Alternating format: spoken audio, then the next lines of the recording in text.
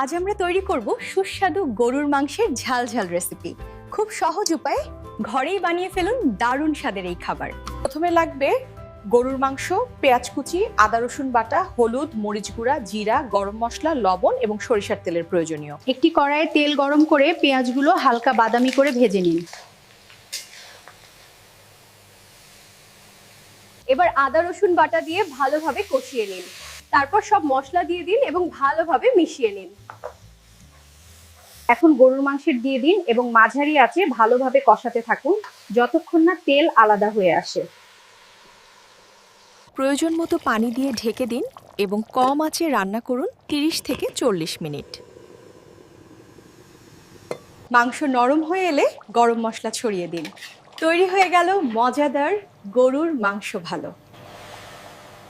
গরম ভাত বা রুটির সাথে পরিবেশন করুন এই দারুণ রেসিপি। একবার খেলে বারবার খেতে মন চাইবে। ভিডিওটি ভালো লাগলে লাইক, কমেন্ট আর শেয়ার করতে ভুলবেন না।